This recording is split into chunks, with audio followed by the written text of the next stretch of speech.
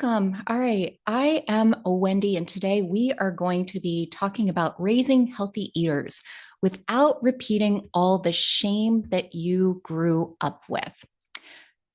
So, this class, I'm going to hit the right button. There we go. This class is for you if you are worried about your kids' eating habits, if you've perhaps struggled with your own weight, body image, the journey that you've been on. You know the pain of body shame, and you want to truly make a difference for your kids. Perhaps you're not receiving the support that you need. And the other thing that's really important, relationships are really important to you. You're done fighting over what's healthy in your home, maybe with other adults in your life, maybe even with other professionals. And you're in the right place if you don't want to teach your children to diet. You want your kids to grow, and you know that something needs to change.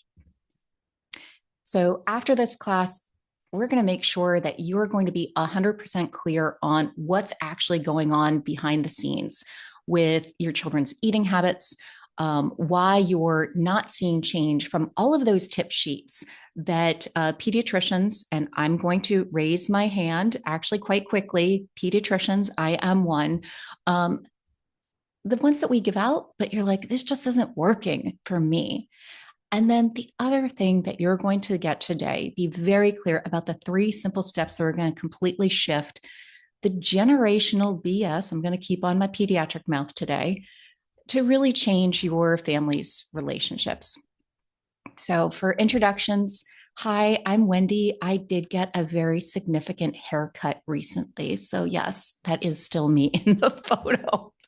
I am a pediatrician with over 20 years in medical practice, still practicing today, still practicing as a mom as well, because Lord knows that is never perfection.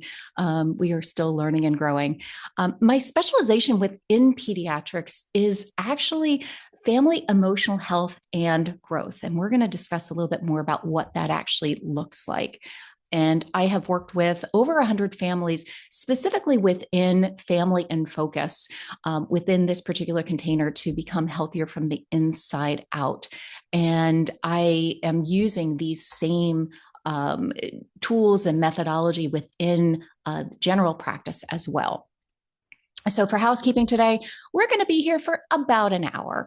And I am happy to stay on for questions at the end. That's why I gave a little bit of some buffer room there to ask questions, to, offer comments along the way. Please use the chat box. Please feel free.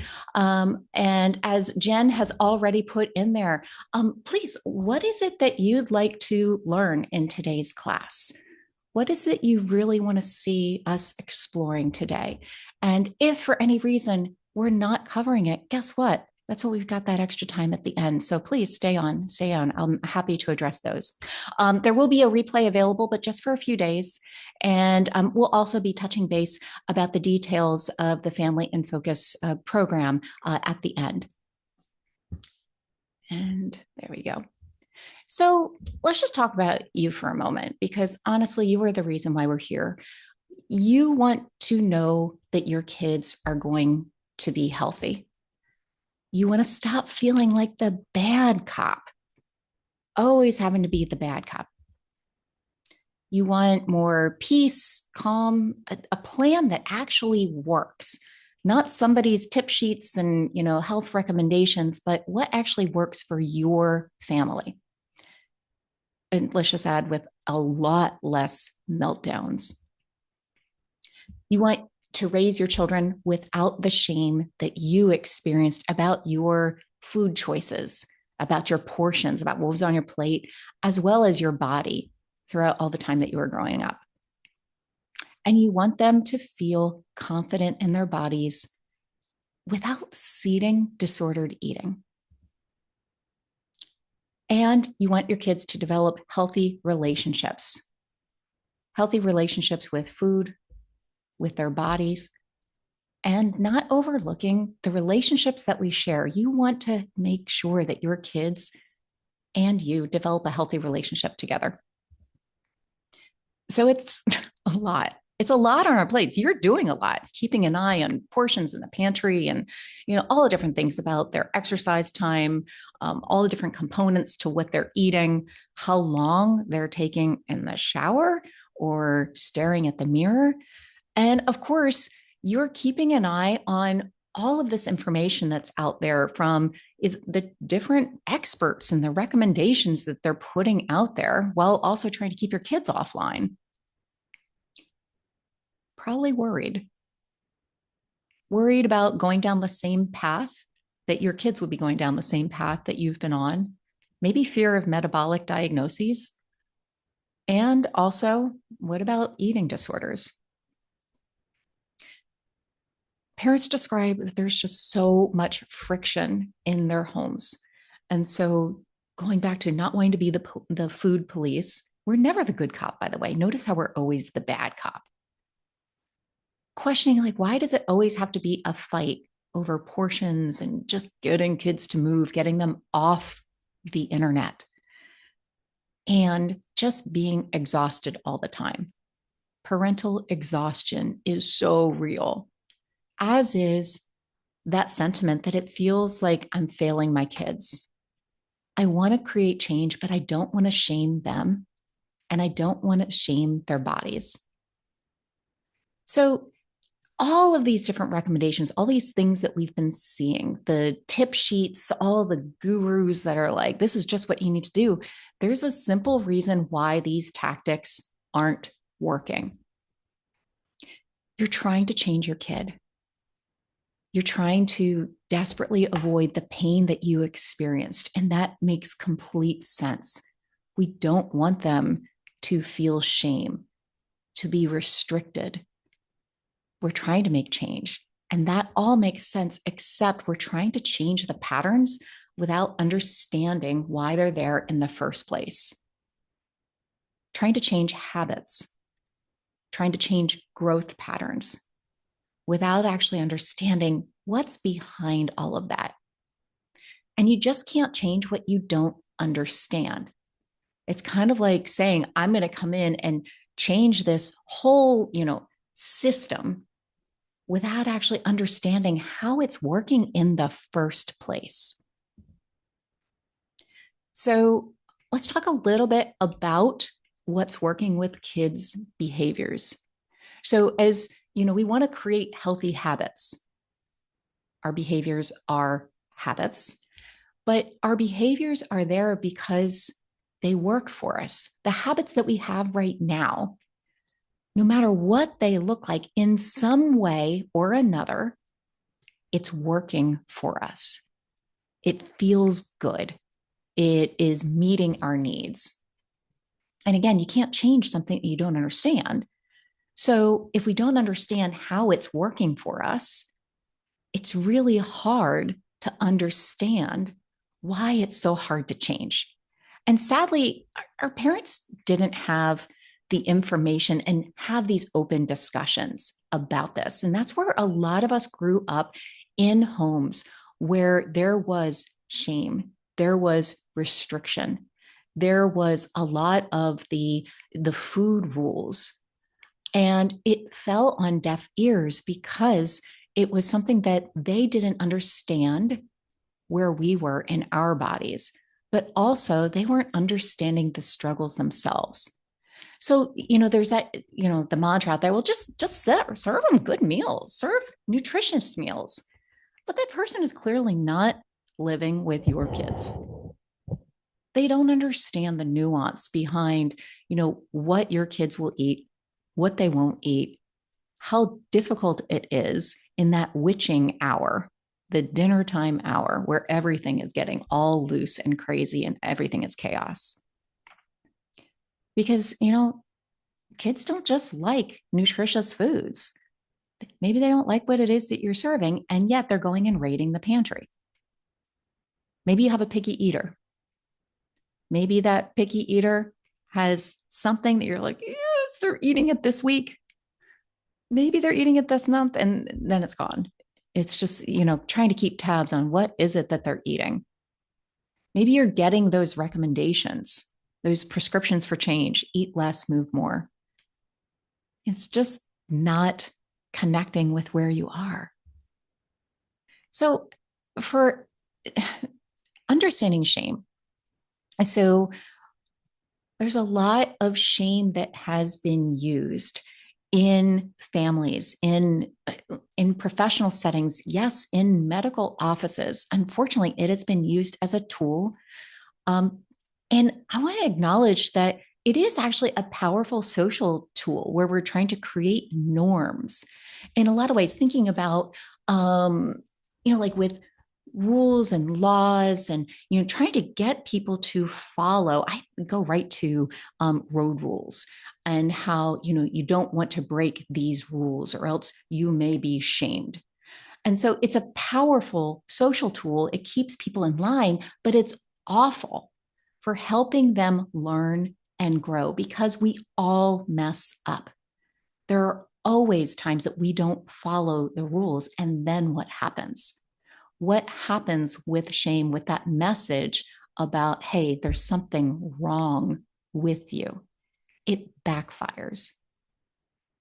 So, a lot of the healthy habits guidelines, the things that we've learned over time, the approach, and even using generational shame, it's not fitting our families right now. Perhaps you have, recommendations that are being given to you about food that just your kids won't eat, exercise that they won't do.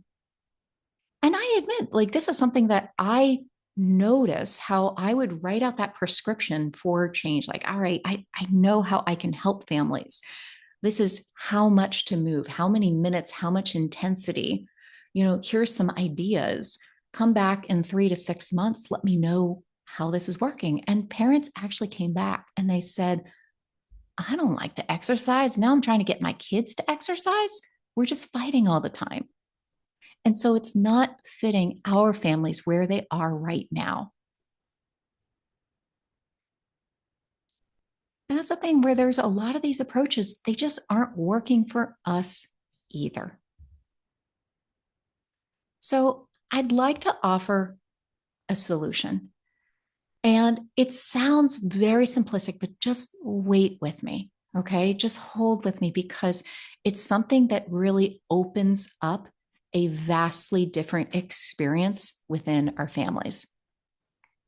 And this is really at the heart of family in focus, where there's really no other program that's starting with the foundation of understanding the emotions behind the behaviors, which is what we've been talking about here. The emotions like shame, understanding motivation, by the way, that's so many emotions are involved with motivation, as well as that friction that we're having. Emotional health creates the foundation for our habits, for our relationships, and for our entire health. And this is really, really critical to understand. We're trying to figure out our motivation as well as how to engage our kids with motivation and change. So, you ready for the 4 words? Yeah. All feelings are welcome. In fact, okay, here you go. I am a walking billboard for it. I totally have it on my t-shirt as well today. All feelings are welcome. So this is something that is really about understanding the emotions that we are experiencing right here, right now. Emotions that are behind the behavior. So we're trying to understand our kids' behaviors, but why do they do that in the first place? We have to understand the emotions. That gives us an idea about why the unhealthy things feel really, really good, why they are so incredibly attractive and alluring. And I'm going to even acknowledge, like, use an example, my turning to Facebook scrolling, okay, not particularly healthy. Why is it that that feels so good in the moment? Well, I have to understand more about what is my emotion that I'm feeling, that I'm turning towards that Facebook scrolling. The emotions behind the behaviors also helps us understand why it's so uncomfortable to change. Why we can't just come in and say, that's it, I'm done, I've created this change. It's hard. It's hard to do that. It's also explaining why we're so frustrated and just exhausted all the time. Parental burnout is real. It is real. And shame never made anyone healthier. I'm sorry if you now have Taylor Swift in your head. I always have Taylor Swift in my head. I'm just going to acknowledge.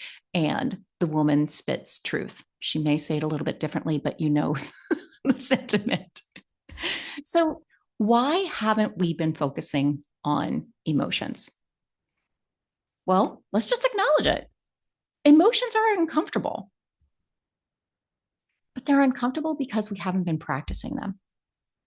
So, I have been talking now for several years about the role of emotional health in all of our relationships, in our physical health, in our in growth for families, and doing these presentations about that role of emotional health, in particular with weight management for kids.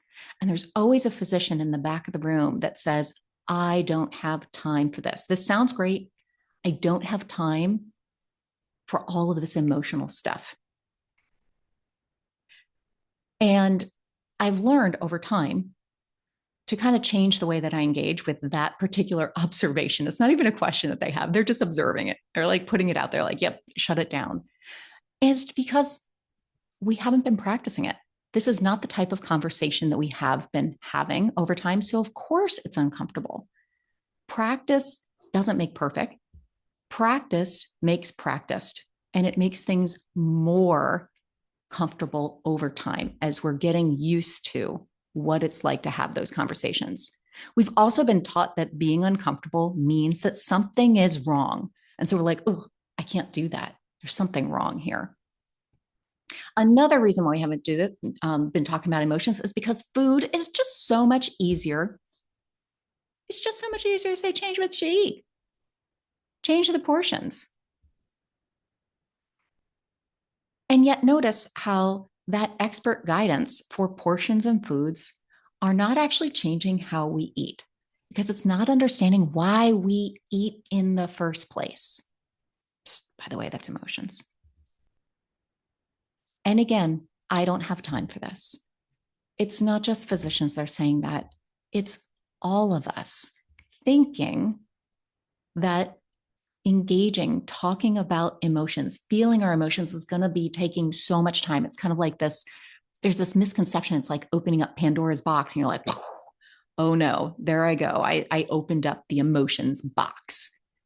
But we actually save time and heartache by connecting with emotions for ourselves, with our families. And I am going to make the case with every single physician about creating that connection with our patients. And then, of course, it's not the right time. Anybody else grow up with that approach? Like, emotions, they're cool, but it needs to be in the right time and the right place. And it was never here and now.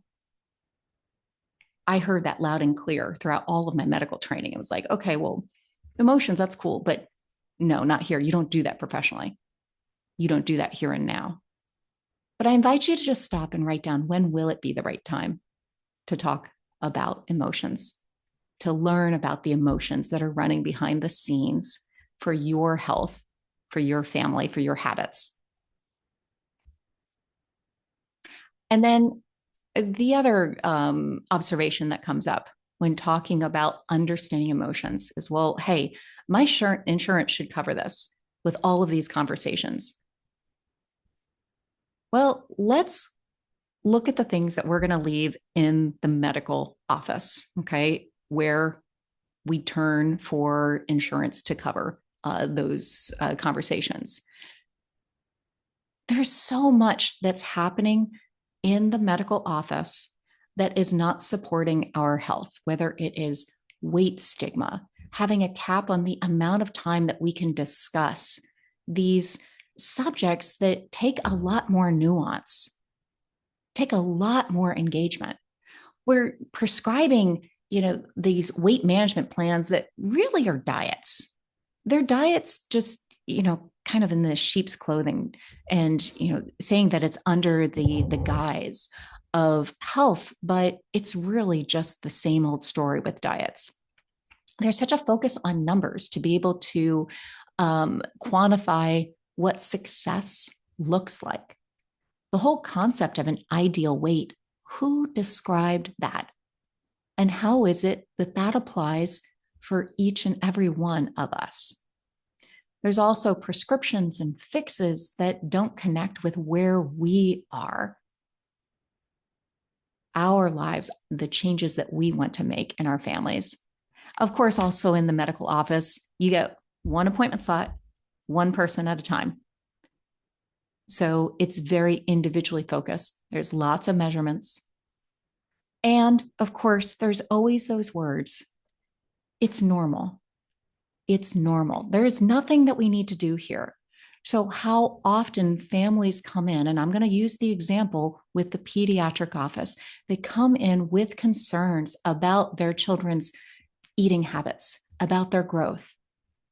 And they are told, hey, everything is normal. There's nothing to do. And parents are left feeling like, hold on a minute.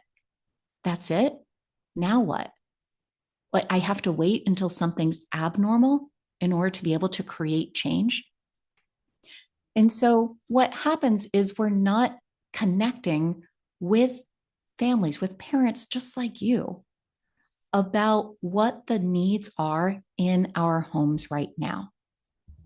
And so, yes, in an ideal world, health would be comprehensive, insurance would be comprehensive, and yet let's break out of these molds of what it needs to look like and actually connect with what it is that we need. So, what we're looking at here is actually experiencing family focused discussions. Okay. So, looking at, instead of that one appointment, one person at a time, well, let's look at the context of the whole family. Have you ever heard people saying, hey, it's not about focusing on your child's portions, it's not about focusing on changes for them, it's about focusing on creating change for the whole family? Well, where do you get support for that? Where do you find out what that actually looks like for you and your family? Where do you learn about emotions driving all of the behaviors in your home? How can you focus on the unique struggles that your family is facing right now? So, what we're going to do is look at 3 things that you can start using right away to start changing that approach from where you've been, what you've learned growing up in your household, to be able to start creating the change that you want to see for your family. And that does include changing habits. Absolutely. Okay.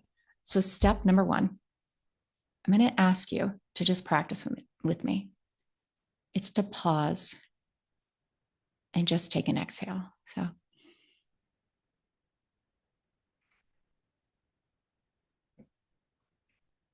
okay, that felt really good. I'm going to do it again. I'm going to invite you to try it one more time.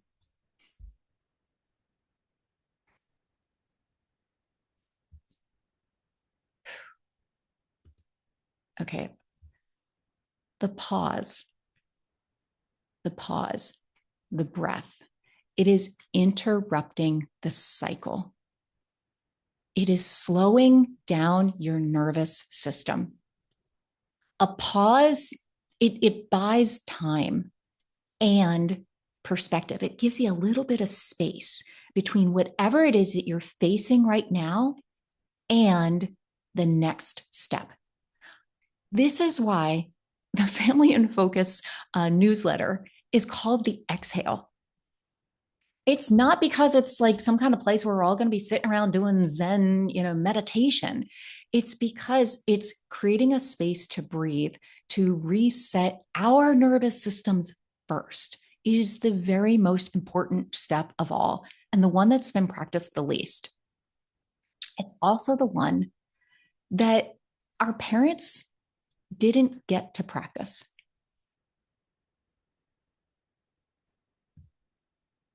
enjoy a breath, take another. Now, I get a lot of questions from parents when they're like, what, that's it? Now, and then what? And then we got to like put them on a diet.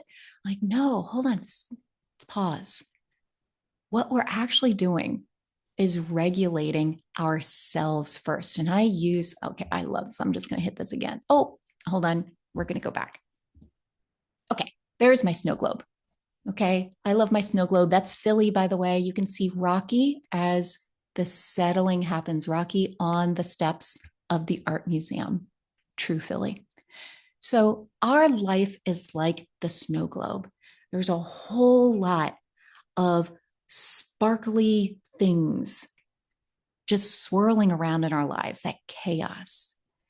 And the pause, the breath, the exhale gives us an opportunity to let it settle. And this is something that may be helpful as a visualization.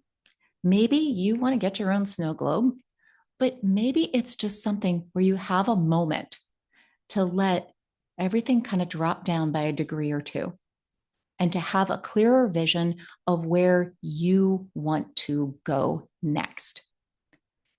And a lot of times we think that a pause or an exhale or breathing is doing nothing. But that's just the lie that we have been sold in this very productivity focused go, go, go society. And I use the example of how this is a real taste that that go, go, go productivity focus is not a universal truth, and where the pause really is powerful. My example is going through COVID, the early days of COVID, with not one, not two, but three teenagers in my home. Oh my goodness, suddenly on lockdown. And there was nothing, absolutely nothing that I could do to change that situation other than pause and breathe and just be there with my kids. They wanted action. They were so used to mom coming in and fixing everything. And there was nothing I could fix. I could just stay there. And while they were like, aren't you going to say something? Honestly, we were connecting in ways, in like these heartfelt ways that we hadn't before, because it was about honesty. I'm just here with you. I'm breathing. I'm here with you. That honesty, that vulnerability, honestly, it's doing the most powerful thing. It's about creating connection. And this is one of the most powerful tools that we can use as parents. And so these are the words of one of the parents that has been in the Family in Focus program and talking about how the experiences that she's had with her daughter, who later developed an eating disorder. And she said the tools that she learned in Family in Focus, in particular, with being able to slow down, to be able to slow down, really having these tools to be able to walk through with her throughout that entire journey as her daughter started going through treatment, it's made all of the difference. It's powerful work. And it's settling our nervous system. So again, the parasympathetic, if we want to get into specifics with that, to be able to be grounded for whatever our kids are experiencing. With that clarity, with that clearness, we can move to step number 2, curiosity. Ooh, I'm actually going to stop for a moment. Let me just highlight that. I added this slide in, and of course I forgot. But this is something else that the pause offers. Okay. It's that opportunity to break cycles. And especially as we're talking about those cycles of shame, what it is that we learned growing up that we don't want to repeat for our kids. That pause gives us the moment to get clear about what it is that we do want. And so, where was this 25 years ago? This is, a feedback that I received from a prior class. My parents could have used this. Well, we have it here now. Okay, so step number 2, getting curious about the patterns that are going on. Curiosity is, I think, the most powerful emotion. It's when we're asking about what else exists, what is possible. How can I? These are all open-ended questions that are looking for patterns and opportunities. So patterns that we can look for. This came up a couple of years ago. Jen's kids were visiting with me. So Jen's kids also happened to be my niece and nephew. And we were out at the beach. And they live in the Midwest. So the beach was something new. We were looking at the patterns of the waves that were coming in and what people do when the waves are coming in. I started talking about, well, it's all patterns. Notice how this happens. And we started looking at, well, everything is a pattern. I said, that's what Aunt Wendy does. Medicine is all a pattern. And so we started looking at how patterns exist, whether it's in the waves, in the way that people act, in the buildings that are lining the not so boardwalk, the sidewalk walk here in the Virginia Beach area. But really just starting to look at those patterns. We don't notice them until we start getting curious and just stand back just a little wee bit from being in the middle of it, from that day-to-day chaos, and say, well, what's really going on here? What are the patterns? What's behind this? And what are the patterns of emotion? Patterns are not just what we see on the outside. Those are, actions or behaviors. But we can also apply that curiosity inward. What is going on behind the scenes? And so asking yourself, what is the pattern of emotions around the dinner table? Do you notice frustration, unspoken irritation, strong wills, attempts to control? Well, what are the emotions behind that? What pattern of emotions do you notice around a bag of Doritos? Is it joy? Maybe some desire, frenzy, maybe boredom or seeking distraction. So slowing down. So again, going back to that pause and the slowing down that we're offering with that breath, it gives us the opportunity to start detecting patterns. And a pattern of emotions, detecting that is the biggest opportunity because they really explain what's going on at the table or why we're reaching for, getting to the bottom of the Doritos bag. Emotions really share what's going on so that we can really address it. And so here's another, for another testimonial, if you will, from Lindsay, who is talking about looking at the patterns, really picking them up. And with offering that pause to herself, she noticed that she came to Family in Focus because she had concerns about her child's weight. And then, as she got more curious about what was going on, she detected that the actual struggle was hers. It was her insecurity, not her child's insecurities.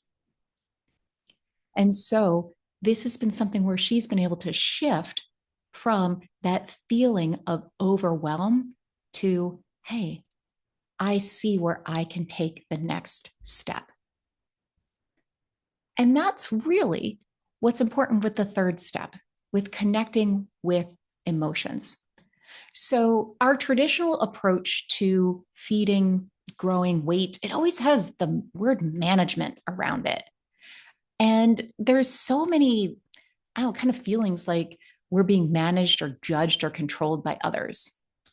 And so whether we're talking about toddlers, adult partners, ourselves, we hate being told what to do. The more you push, the more you push back, or the more pushback you receive is what I mean. Tell a child to eat their broccoli, they'll say no.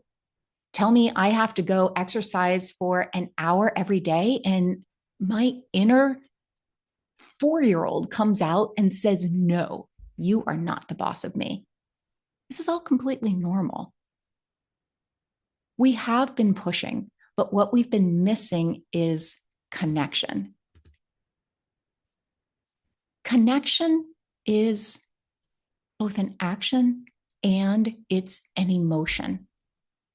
I bring up the all feelings are welcome wheel because this is something where becoming more familiar with naming emotions, feeling emotions and understanding their role is the key to creating relationships, connection, and change in our homes.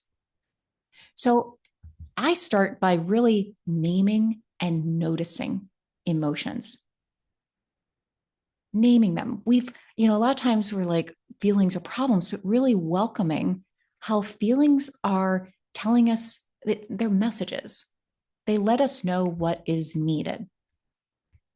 And we just haven't really developed a language around emotions. And that's really the greatest opportunity because it's really easy when we take the time and we see the value to do to practicing it. Naming emotions, naming what it is that we're experiencing diffuses the mystery of whatever it is that's going on inside.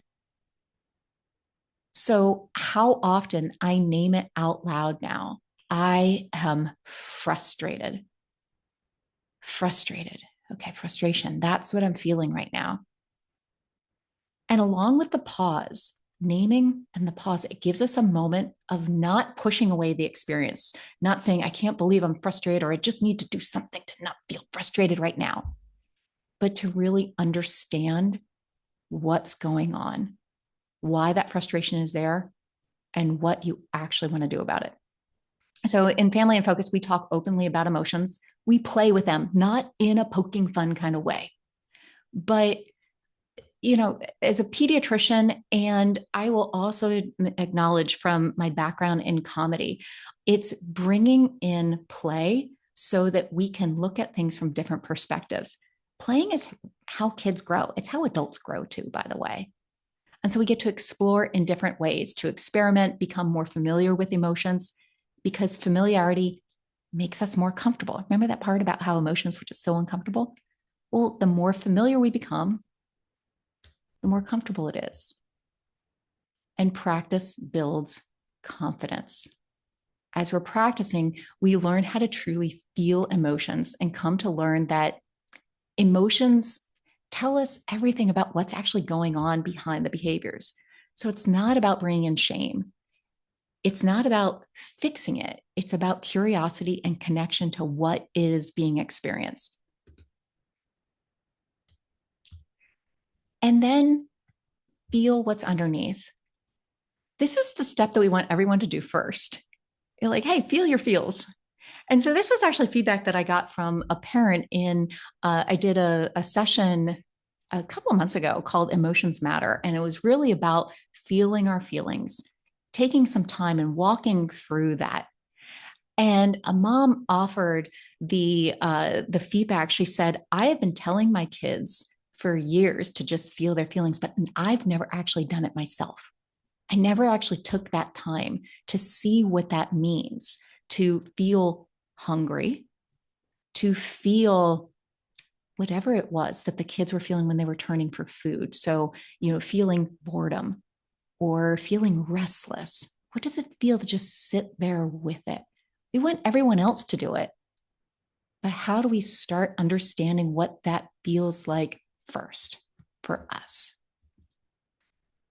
So, this process is working, the pause, the curiosity, and the connection to the patterns, and then connecting to emotions and understanding what's going on behind the scenes.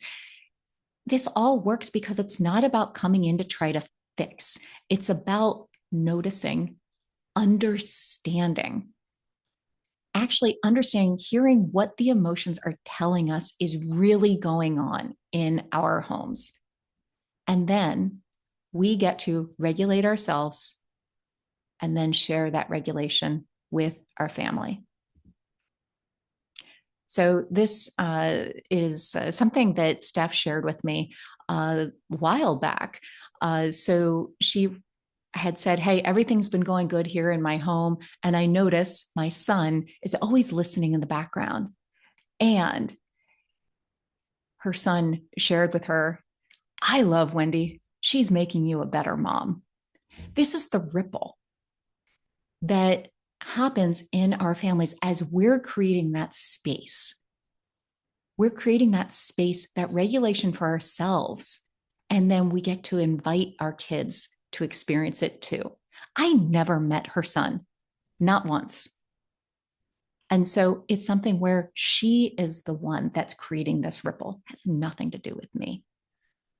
So the skills that you need to understand and change your children's habits, by the way, without shame, the willingness to slow down, the willingness to get curious, to ask and observe without judgment, the willingness to feel emotions.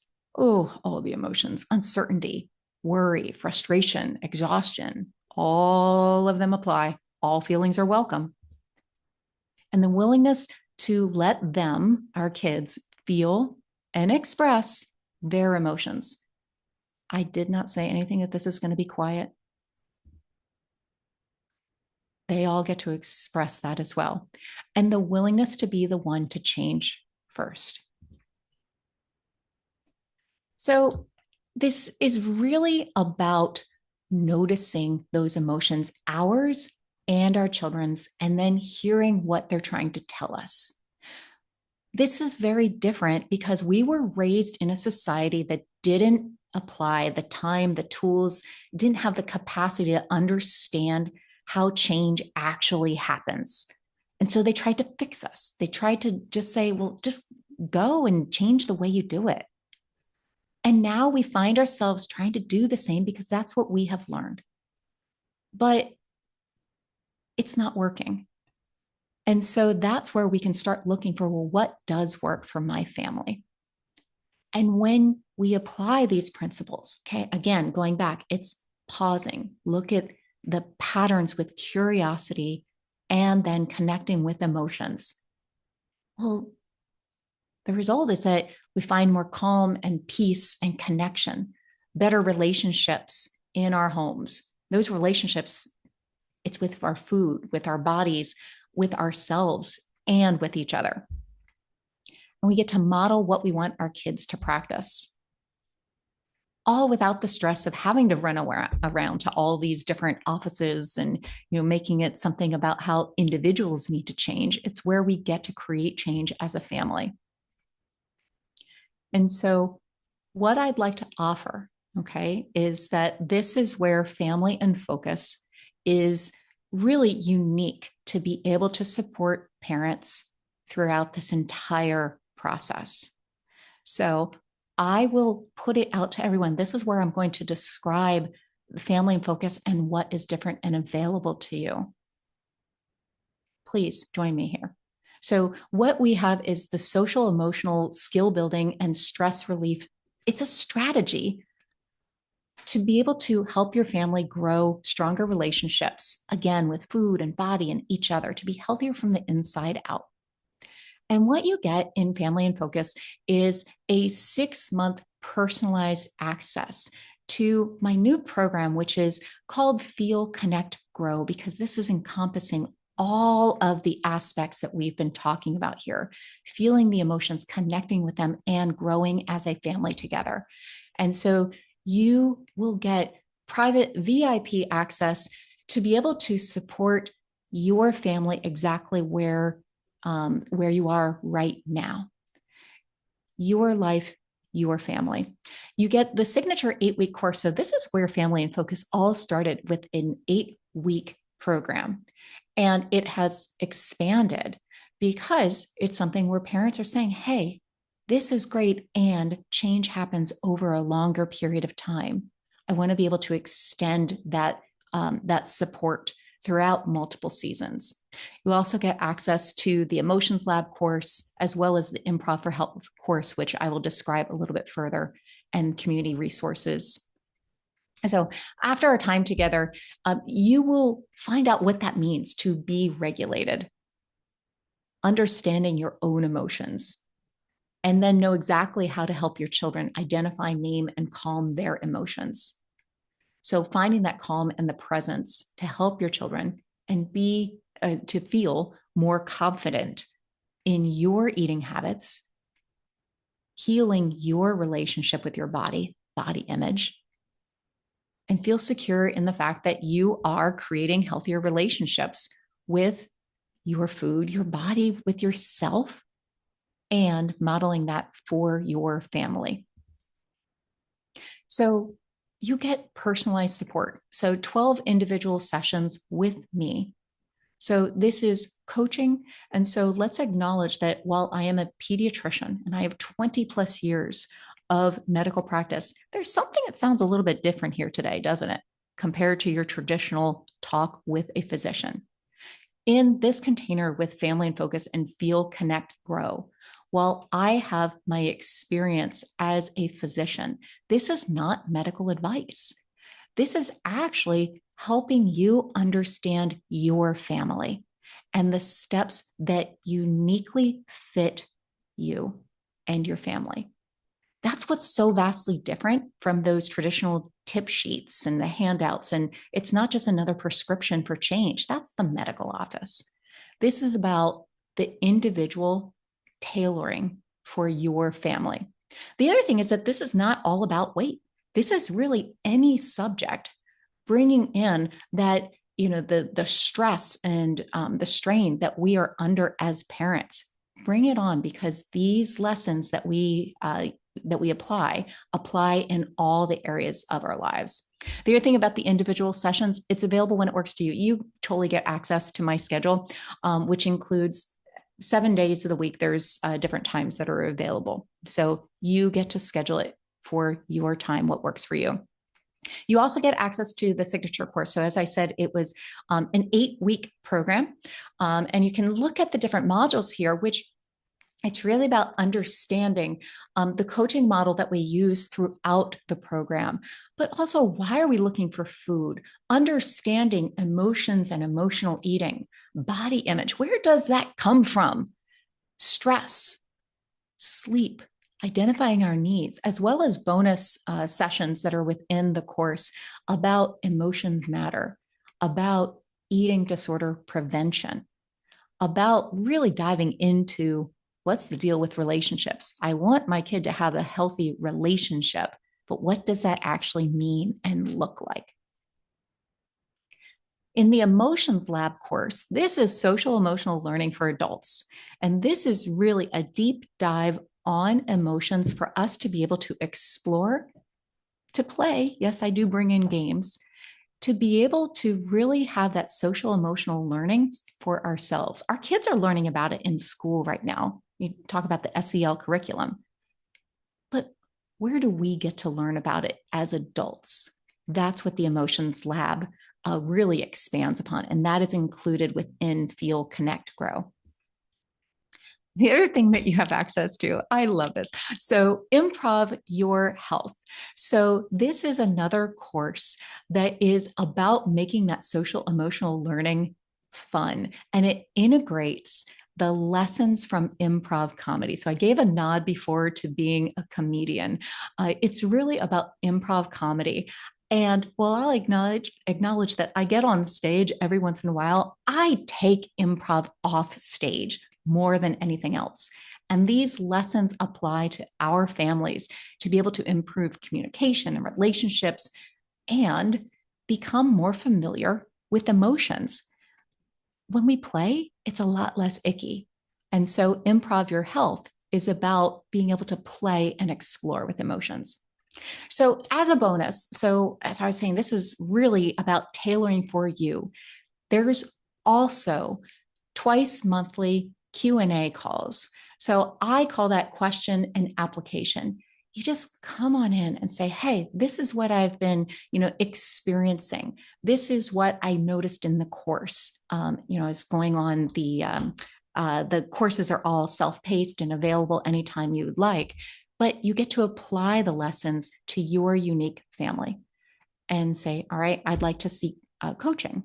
Now, these calls are available to everyone that's participating in the Feel, Connect, Grow program, because there is so much power in community. So you have your individual sessions, and you also have these community sessions, which you don't have to schedule a thing. You just get to show up. They are twice a month. They are generally on Wednesdays, midday. Micro groups. It may be times where it's just you. So you get more one-on-one time or one on very few, depending on who shows up. That's all you have to do is show up. As another bonus, so Feel, Connect, Grow is kicking off the 6 months in September. So September 1. You sign up now, you get to start now. The earlier you sign up, the more of these twice monthly one-on-one sessions, as well as twice monthly pop-in sessions that you have access to. Another bonus that I'm offering is a deep dive call. Again, with me to really tailor your experience. It's going to be about focusing on exactly what it is that you're facing right now in your family and creating that structure, the plan for your experience throughout Family in Focus and Feel, Connect, Grow. So you get that deep dive call as well. I hear this all the time from parents are like, hey, yo, I just want you to tell my kid how to eat. Like, can I just hire you? Like, intervention, let's do this. But I got to tell you that me telling your kid how to eat is no different than everyone else, including you, telling them what to do. You know the thing? Like, the more you push, the more pushback we receive. Yeah, that's exactly what happens, even when it's me. It's about creating the connection, connecting with them so much stronger than the interventions that we've been trying for so long. And so that's what I do is I work with parents to equip you with the tools to be able to first create that connection with yourself, to understand the power of it, and then you can invite your family to participate as well. So the total value of all of the coaching, the VIP sessions, the group pop-in, the courses, the community, the whole shebang, marked it all out, and it is over $9,000. And it's selling on the site for $6,700 for the 6-month experience. But I got to tell you, I turned 50 this month. I totally turned 50. Okay. So I am celebrating. And it's something where I am inviting parents to join Family in Focus, the whole 6-month experience for $5,000. I'm playing off of the number 50 as much as I can right now because why not? But it's my birthday gift to you. How about that? Because I think that's pretty cool. I've always had a hard time receiving gifts. Okay. Let's say it out loud. Jen's my sister. I'm not very good at receiving gifts, am I? Yeah, no, I'm not. I want to give. I totally want to give. And so I want to help you build, really this burnout busting, stress relieving, lifelong health, all the skills to help you and your family. And so really marking that out with never been a better time to join with all of the resources that are available. So what I'm going to do is offer a connection link for you to be able to connect with me. And I realize that you may have questions along the way. And so that's where I want to welcome you to see, well, how does this fit for you and your family? One of the questions I hear a lot is, my partner is really the one who needs to work with you. That's actually not a question, but it's a statement that I hear. It's not about me, it's about my partner. Or what about my other relationships with my partner? Or what's going on? Like, how do we engage with grandparents, co-parents? And so another bonus I want to offer you is the option to share your individual sessions with an adolescent or with an adult. And we can talk about that as a part of the deep dive session, what fits for you. You can keep them all yourself or you can share them. The other question that I often get is this only about weight?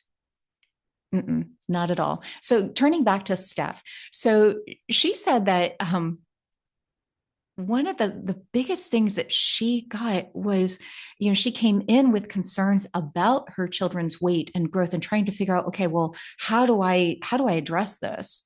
And she said, actually, what really changed is that she was experiencing so much burnout. And now that is what has dramatically changed. So, no, this is not all about weight. And so it's all connected: food and body and self and family. None of this exists in silos. And so bring yourself just as you are. So let me see if I can bring this up for you. Here, I'm going to put in, this is the link. And I put this out that for all application calls that are booked today, will be eligible for another discount, bringing the full 6-month full access. I'm playing off of 50 again, 50% off. So please, I invite you to join and let's meet up. Let's talk about how the Feel, Connect, Grow program can fit your family and your life.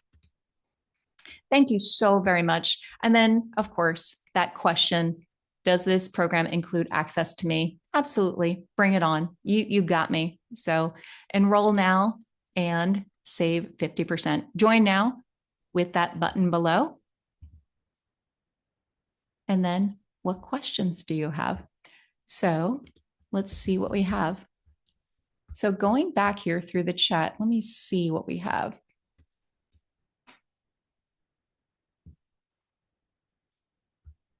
Yeah. Oh, I appreciate. So don't have the exact context for what was happening when there were gems that were being noted. That was I back when see. you showed those nine, the nine things that people find when they go to doctor's offices. That's when she popped that in there. Oh, I appreciate Mhm. that help. Yeah. So noticing, the preemie baby, so the smallest girl cannot be compared to others. And it's really hard. Like we make sense of the world through comparison, bigger, smaller, older, younger. Like there's so many different ways that we do this, but notice how it is in this kind of black and white, one versus the other. And there's so much more nuance behind the scenes to really be able to understand our experiences. Um, yeah, and then also seeing the comment about services are needed, noticing the difference with traditional insurance and healthcare, more concerned about the bottom line than actual human care. Oh, I hear you. I stand by with each and every one of my pediatric colleagues. We are all doing absolutely the best that we can, acknowledging the pressures and the system that we're in right now. And so I appreciate hearing that, and that there's still more that we need. And so that is where Family in Focus is really about connecting with families and what it is to meet their needs, what they need right now. And yeah, it's beyond what is currently offered in the traditional medical office. So once again, you have the link here. So, and you have it there on the screen. And my friends, I thank you so very much. I look forward to connecting with you soon and bring on all of your questions. And I will see you inside of Family in Focus.